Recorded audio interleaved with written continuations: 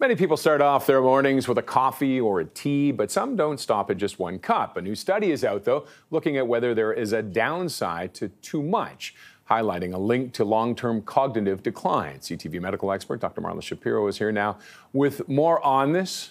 I only had one coffee this morning. I swear I only had one coffee this morning, Dr. Shapiro. It's early in the day. Oh, what else are we going to talk about? Okay, let's talk about this.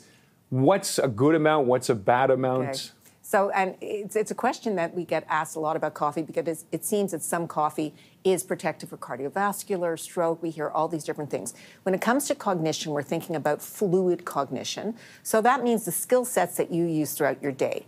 Abstract recognition, pattern recognition, the ability to be able to have executive function. Mm-hmm. So it looked at individuals over a longitudinal period of time to be able to see what their historical coffee was like, divide them up into different groups, and see where they fell. So if you look at the groups that were there were high coffee drinkers, there were moderate coffee drinkers, there were low coffee drinkers. And typically what we look at is 9,000 people in the study. They were all over 60 years of age when they entered the study. None of them had any cognitive impairment, average BMI of about 26 or so. So these are sort of your average individuals. And then if you looked historically, how much did you drink? Mm-hmm. It broke them up into those groups. So we had groups of people who had more than 4 cups of coffee a day. That's about 18% of the people. Then you have those that drink 1 to 3, and then about another quarter who never drink coffee at all. Then on the flip side, for the tea drinkers, it's interesting. The tea drinkers were at least half of them had 4 or more cups per day. About a third drank 1 to 3, and there were 15% that never drank tea at all. Mm-hmm. And the question is where do you fall in that group? And what can we predict happened to your cognition over those years of follow-up? Okay, so, I'm not quite 60.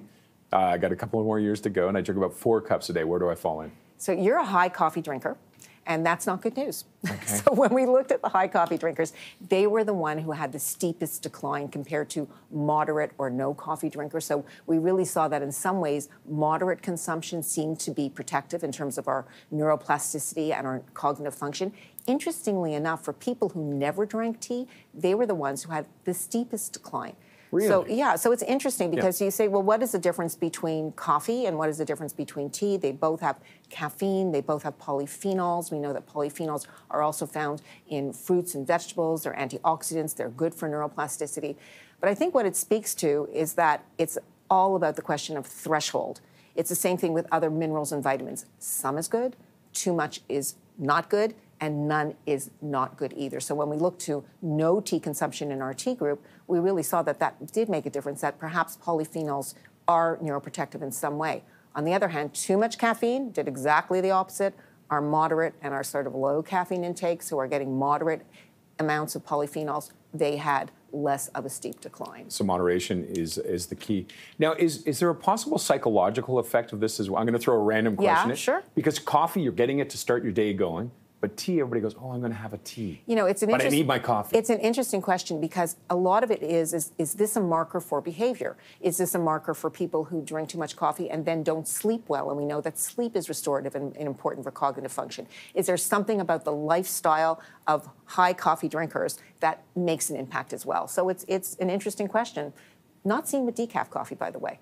Okay, so decaf, they didn't even look at it. And the other bad news I have for you is that if you look at the size of your coffee cup, yeah, your coffee cup, that's not a cup of coffee. That's probably 2, maybe 3, all in one sitting. We're going to end that right there, Dr. There you Shapiro. go. Thank you very much, as always, for joining us, Dr. Marla Shapiro.